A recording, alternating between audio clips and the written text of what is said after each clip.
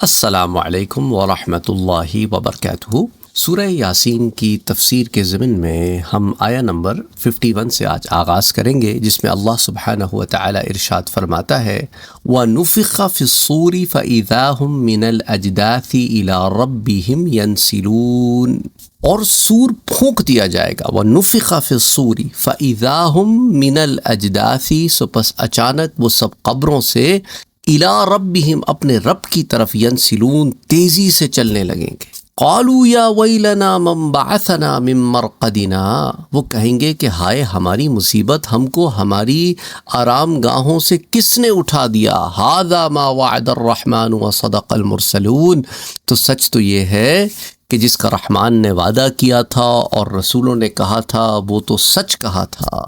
یہ تو وہی معاملہ ہے جس کے بارے میں ہمیں بتایا جاتا تھا۔ ان کانت الا صیحۃ واحدۃ، اور صرف وہ ایک ہولناک چیخ ہوگی۔ فاذا ہم جمیع لدینا محضرون، پس اچانک وہ سب ہمارے سامنے پیش کر دیے جائیں گے۔ اب آپ نے غور کیا ہے کہ نہیں کیا کہ ان آیات کو جب ہم پڑھ رہے ہیں اور ساتھ ترجمہ بھی پڑھ رہے ہیں تو کچھ الفاظ اس میں ایسے ہیں جو اردو میں بھی استعمال ہوتے ہیں، جیسے مرقد ہو گیا، اسی طرح جو ہے نفخہ ہو گیا، اسی طرح سور کا لفظ ہو گیا۔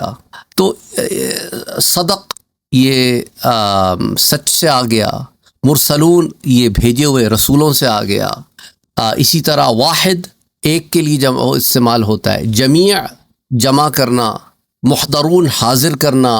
تو بہت سارے الفاظ آپ کو اس طرح آپس میں ملتے جلتے مل جائیں گے، اور آپ کو ایک دفعہ یہ فہم اسٹیبلش ہو جائے تو سمجھنے میں آپ کو آسانی ہو جائے گی۔ اچھا، اب تفسیر کی طرف آتے ہیں کہ اللہ سبحانہ وتعالیٰ فرماتا ہے اور سور پھونک دیا جائے گا، پس اچانک وہ سب قبروں سے اپنے رب کی طرف تیزی سے چلنے لگیں گے۔ اب اس میں آپ کو چند چیزیں، بہت امپورٹنٹ پوائنٹس ہیں جو میں آپ کو بتانا چاہتا ہوں۔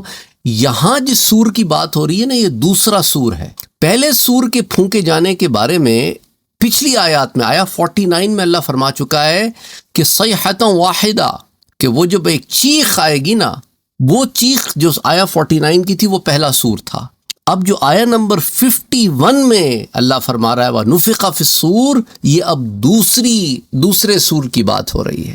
یہ جاننا بہت ضروری ہے آیا نمبر 52 کو سمجھنے کے لیے، اس لیے یہ چیز ذہن میں رکھیے گا، کیونکہ بعض لوگ کیا کرتے ہیں کہ آیا نمبر 51 پڑھ کے اس کو سمجھتے ہیں کہ یہ پہلا سور ہے، اور اس کے بعد قبر کے عذاب کے منکر ہو جاتے ہیں۔ کیوں؟ وہ میں آپ کو ایکسپلین کروں گا، اگر ہم وہاں تک آج پہنچ گئے تو آج، نہیں تو پھر اگلے درس میں۔ اچھا، اس آیت میں جو لفظ ہے نا سور، پہلے آیا 51 کو دیکھ لیتے ہیں۔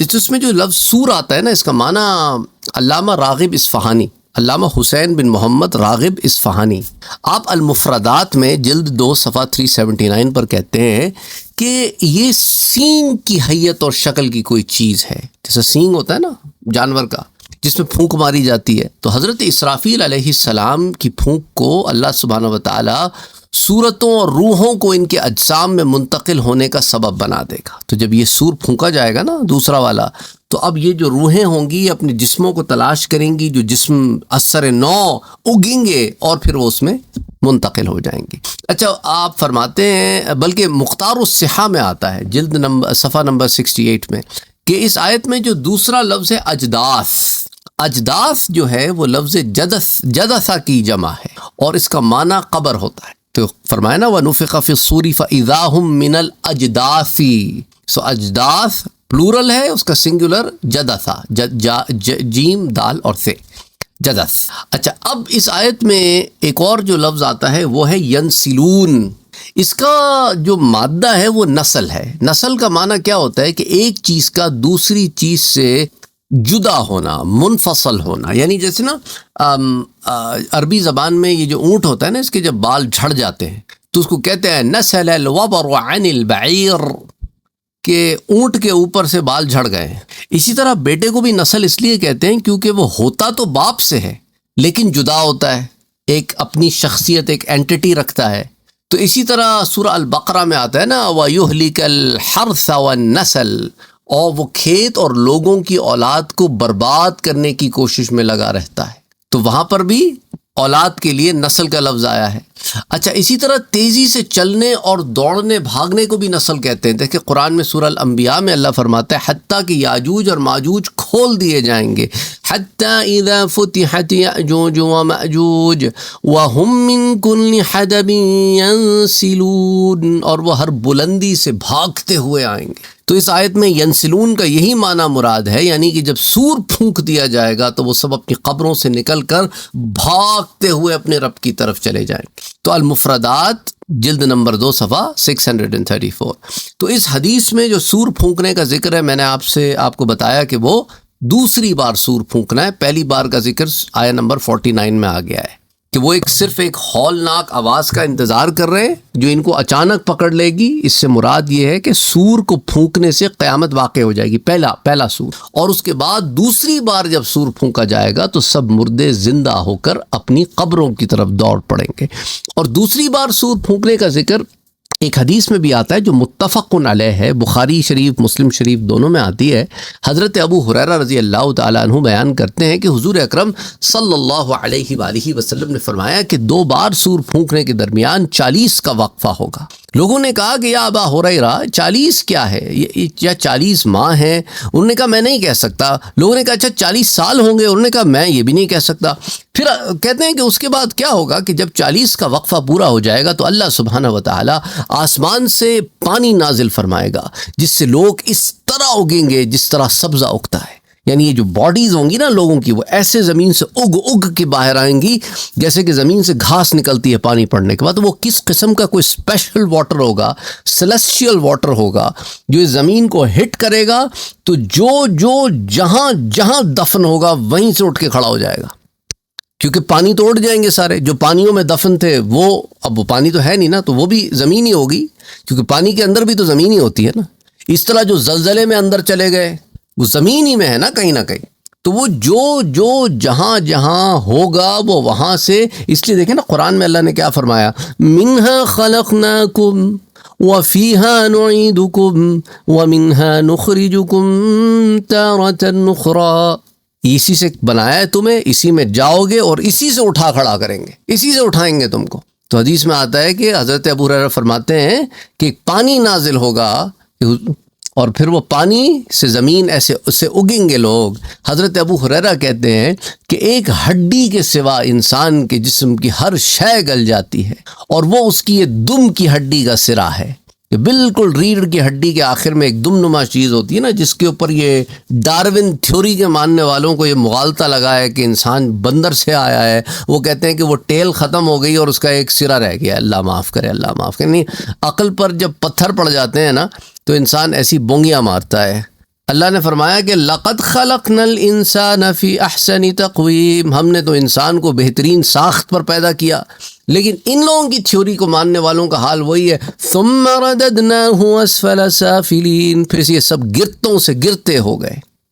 اور اسی طرح اس حدیث میں آتا ہے اور قیامت کے دن اسی سے انسان کو دوبارہ بنایا جائے گا، اسی ہڈی سے۔ اس میں آپ کا جو ہے کوڈ موجود ہے، آپ کا ڈی این اے موجود ہے۔ اور یہ روایت صحیح البخاری میں بھی آتی ہے، حدیث 4814، صحیح مسلم میں بھی آتی ہے۔ بخاری شریف میں انفیکٹ متعدد مقامات پر یہ روایت آتی ہے، اور مسلم شریف میں حدیث 2955، سنن الکبریٰ میں بھی امام نسائی سے لے کے آئے ہیں۔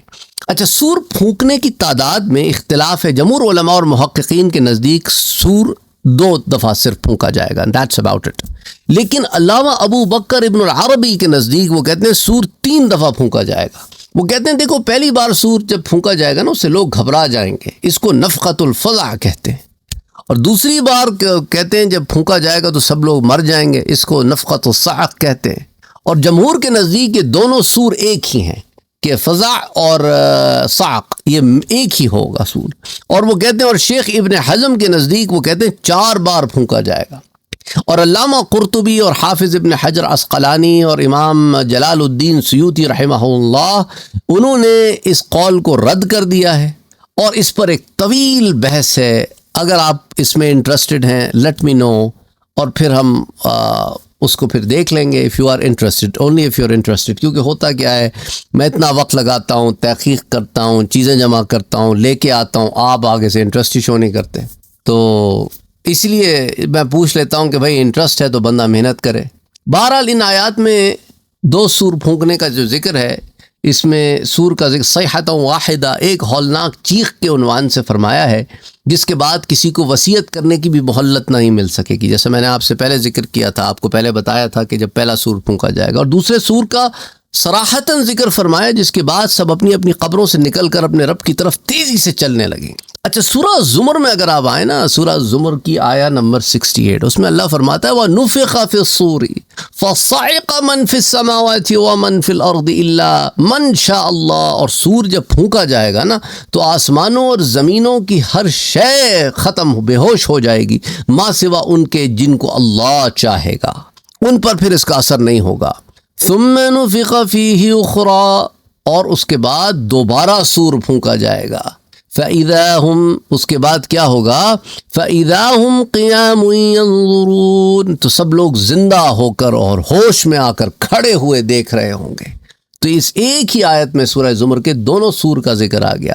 اچھا، اس بے ہوشی سے کیا مراد ہے جس کا یہاں ذکر ہے فَصَعِقَ مَن فِي السَّمَاوَاتِ وَمَن فِي الْأَرْضِ، اب اس سے کیا معنی ہے اس کا، وَصَعِقَ فَصَعِقَ مَن فِي السَّمَاوَاتِ وَمَن فِي الْأَرْضِ، یعنی کہ بے ہوشی جن عام لوگ اور عام فرشتوں پر پہلے موت نہیں آئی تھی نا، اور وہ اس بے ہوشی کے اثر سے مر جائیں گے وہ سب کے سب، اور انبیاء اور شہداء جن پر موت آ چکی تھی اور پھر اللہ نے ان کو حیات عطا فرما دی تھی، وہ صرف بے ہوش ہوں گے، اور جب دوسری بار سور پھونکا جائے گا تو پھر وہ ہوش میں آ جائیں گے۔ اور باقی رہا یہ کہ اس آیت میں جن لوگوں کا بے ہوش ہونے سے استثناء فرمایا ہے نا، ان سے کیا مراد ہے۔ حافظ ابن حجر عسقلانی فرماتے ہیں کہ صحیح البخاری کی حدیث 6517 میں اس حدیث کی تشریح کرتے ہوئے آپ یوں لکھتے ہیں کہ علامہ ابو العباس قرطبی رحمۃ اللہ علیہ، متوفی 656 ہجری کے، ان کا رجحان، ان کی انکلینیشن اس طرف ہے کہ اس سے مراد تمام لوگ ہیں جو فوت ہو گئے، کیونکہ ان کو احساس اور شعور نہیں ہوتا، اور بے ہوش وہ ہوگا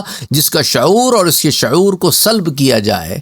یہ قول جو ہے اس کے اندر وہ کہتے ہیں کہ کچھ اشکال نکلتا ہے، اور ان کی دلیل یہ ہے کہ اس استثناء کے تعین میں کوئی صحیح حدیث وارد نہیں ہوئی، تو اس لیے علامہ ابو عبداللہ قرطبی نے التذکرہ میں اس پر یہ اعتراض کیا ہے، ابو العباس القرطبی پر، ابو عبداللہ قرطبی نے، جو ان کے اپنے شاگرد ہیں، انہوں نے کہا اس استثناء میں ابو ہریرہ رضی اللہ تعالیٰ عنہ سے صحیح حدیث مروی ہے، اور امام حناد نے کتاب الزہد میں سعید بن جبیر سے موقوفاً روایت کیا ہے کہ اس سے مراد شہداء ہیں، اور اس حدیث کی سند وہ کہتے ہیں سعید ابن جبیر تک صحیح ہے، اور حضرت ابو ہریرہ کی حدیث میں جو ہے نا وہ بہرحال پھر انشاءاللہ، تو خیر کہنے کا مقصد یہ، میں I don't want to go in too much detail again۔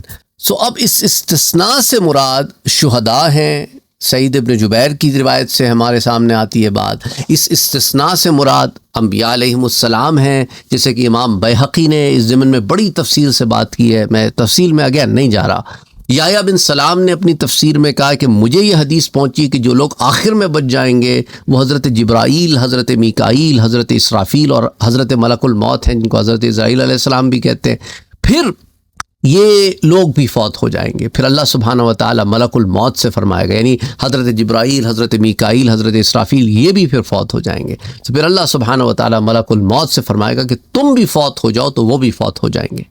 اسی طرح ابن مردویہ نے بھی ایک حدیث بیان کی ہے، اس میں حضرت جبرائیل، میکائیل اور ملک الموت ان تین کا استثناء کیا ہے، گو کہ اس حدیث کی جو سند ہے وہ ضعیف ہے، اور امام ابن جریر اور ابن مردویہ نے اس کو ایک اور سند ضعیف کے ساتھ بھی روایت کیا ہے، اور امام ابن جریر نے سند صحیح کے ساتھ حضرت عبداللہ ابن عباس سے یحییٰ بن سلام ہی کی طرح ایک روایت پیش کی، اور امام ابن جریر نے سعید ابن مسیب سے بھی روایت جو ہے وہ پیش کی ہے، اس میں اس مستثنیٰ افراد میں حاملین عرش کو شامل نہیں کیا، کیونکہ وہ آسمانوں کے اوپر ہے نا، یا تو زمینوں اور آسمانوں کے لوگوں کی استثناء ہو رہی ہے، تو وہ تو اس میں انکلوڈڈ ہی نہیں ہے، جیسے کہ جنت اس میں انکلوڈڈ نہیں ہے، جہنم اس میں انکلوڈڈ نہیں ہے، روحیں اس میں انکلوڈڈ نہیں ہیں، کیونکہ روحوں پر تو موت نہیں آئے گی۔